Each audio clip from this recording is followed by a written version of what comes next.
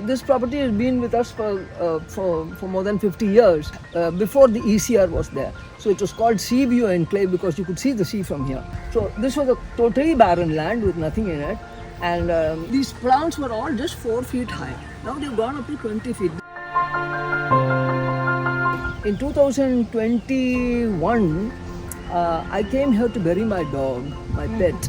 And by that time I was also free. COVID was over. I had stopped working after retirement, and I kept coming back because my dog was buried here. And then I thought I'd like to develop this place and come here more often. So I looked for water, and in spite of all scientific opinion telling me that there was no water, I still went by the water diviner, and he told me there was water. And we tried for water. We got zero water. I was a votary for rainwater harvesting. I was responsible for, as Secretary Government for Water Supply, I was responsible for the rainwater harvesting legislation and all that. Of course, the Chief Minister took the lead.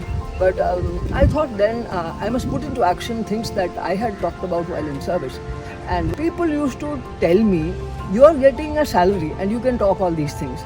We are doing it out of our own resources. Would you do it if you had your own, you had to do it out of your own resources? And this was at the back of my mind. So I thought this was an opportunity to do with my pension. I thought, now let me see if I can do things on my own. I have been advocating this to a lot of people. Now I must show it practically.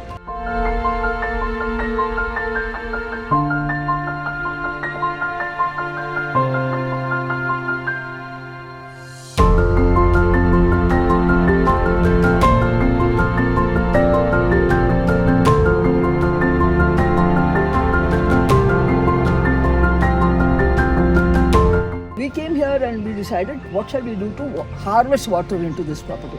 So the first thing we did is we went by the lie of the land. The lie of the land is a slope. Normally everybody's effort is to raise the property to come to the road level. We let the land be and dug a channel so that the water comes, all the rainwater from the upper reaches from the eastern area flows westward because there's a lake on the other side. So the natural flow of water, we captured that. This rainwater harvesting, this is a paka pit with a lot of these jelly, these small stones. We put here so that the water could be drained to an open well we had. And we dug this channel, and then we were waiting for the rain, looking at the sky every day like the Indian farmer. And then suddenly the rains came. Then we thought that we should capture as much of the water as possible. So we dug one more channel in the middle of the property, and we made a fish pond. Because of the rainwater, the bore well, which was completely dry and there was no water, the rainwater collected in the bore. I got 10 feet of fresh water. So I put a hand pump there, and now we are drawing some water out of that, which is the local water is a little saline, but this is rainwater, so it is very good quality water. The nutrition garden, originally I did conventional farming in the sense of just organic farming. Now we are doing what is called permaculture. A long form of it is permanent agriculture, where you interfere minimum with nature's processes, where pests predate on each other, and you have a mixture of crops which prevents wholesale destruction of a crop by a pest or by anything.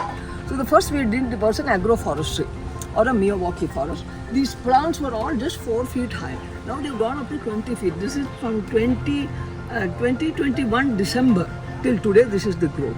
And all the water flows through this, so it helps to retain the water in the soil and the soil on the landscape. The soil also does. Every star has got a tree, and we thought it would be a nice idea to put those trees here so that people come, especially children, and say, what is my star, what is my tree? And that will be a nice bonding for people to connect. These are the herbal garden. We have got 23 varieties of herb. All the names are in Tamil, and we have tried to identify some sickness which can be cured by some of these herbs. This mushroom is absolutely non-chemical and a vegan mushroom. It's a non-animal protein. Azolla is a kind of like a seaweed. It's a weed which grows very fast with just sunlight and cow dung and water. So what we do with our azolla is mostly we put it in our farm a little bit, and then we give it to cows and get dung in exchange. The earthworms are the farmer's best friend, as you know. So we give them enough feed for them to digest it and make it into a compost. And then the compost is taken out and put in the field. I came here at 2 o'clock in the morning to bring the bees to this place. Because of them, my farm pollination has increased very much, and much more is that the bird population has increased. And this fish pond, my fisheries experts tell me that the ecosystem has developed very well here. I don't put any feed, I don't put anything into this. He says if you don't see fish coming up on top, it means that there is enough food and enough oxygen right through the system. This is our own creation. This is far more beautiful than any Paka building could have been. And I have a solar light outside which has a battery which produces this light. So this is a solar powered light which will come on during the day. The solar light outside comes on only during the night when it gets dark.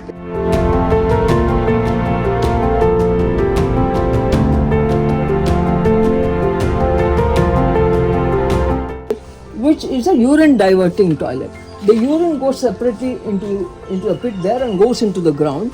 Urine is urea, it's excellent fertilizer, and when urine is not contaminated with fecal matter or water or anything, it's coming from your kidney. It is a sterilized material. This is biogas. This is just rotting material in the. I don't have much kitchen material here. This thing and cow dung. And this is the biogas. This is the biogas unit. I painted it nicely, and we feed the things here, and the gas comes out of there. This is a solar cooker. This reflects the sunlight into this.